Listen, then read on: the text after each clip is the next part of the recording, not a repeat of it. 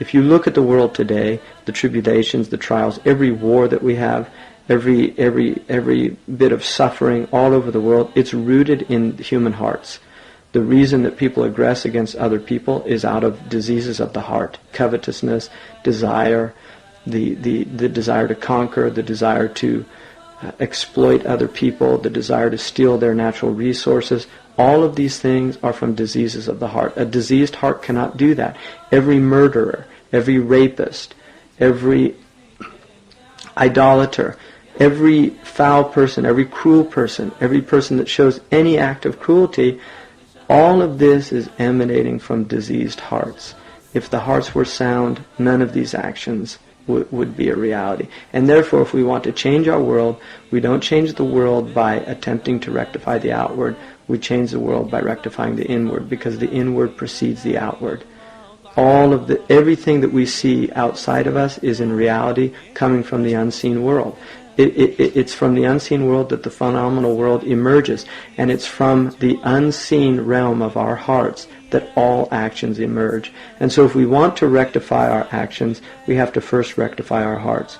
One of the things that the famous American preacher and civil rights activist Martin Luther King said was that in order for people to condemn injustice, they have to follow four stages.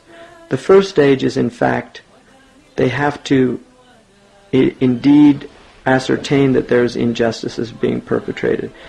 In other words, they have to point that out. And in his case, it was the injustices against the African American or the black people in the United States. The second stage was to negotiate, to go to the oppressor and to demand justice. If they refused, then he said the third stage was self-purification. In other words, we have to ask ourselves, are we ourselves wrongdoers? Are we ourselves oppressors? And this is something, the fourth stage then was to take action, once you'd actually looked into yourself. Now, one of the things that the Muslims of the modern world really fail to recognize is that all of the things that are happening to us, all of these terrible things that we're seeing, it seems that we don't want to look at ourselves and ask ourselves, why are these things happening to us? And if we ask that in all sincerity, the answer will come back in no uncertain terms that this is all from our own selves, that we have brought all of this upon ourselves.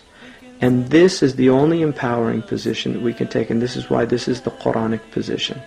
Allah subhanahu wa ta'ala says quite clearly that He makes the oppressors, some of them, He puts over others.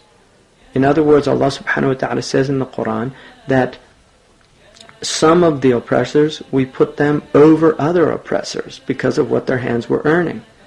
And what that verse is telling us is that, according to Fakhruddin al-Razi, radiallahu anhu, he says that this means that whenever there's oppression in the earth, it's a result of other people's oppression. So those people who are aggressed upon are in fact being aggressed upon because of their own oppression. Now, this is obviously not the case for tribulation. There are definitely times when mu'minun are tried. But if they respond accordingly with patience and perseverance, Allah will always give them victory. And this is why the Prophet ﷺ was in Mecca. There's no doubt that they were being oppressed. But Allah subhanahu wa ta'ala gave them victory. Within 23 years, the Prophet ﷺ was not only not oppressed, he had conquered the entire Arabian Peninsula.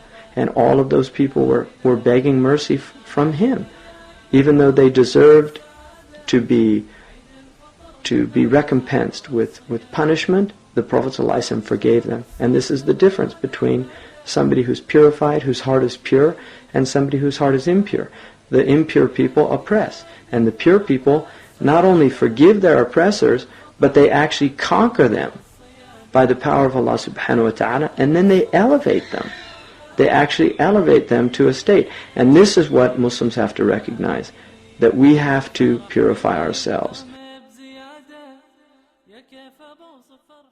محمد سيد الكونين والثقلين والفريقين من عرب ومن عجم.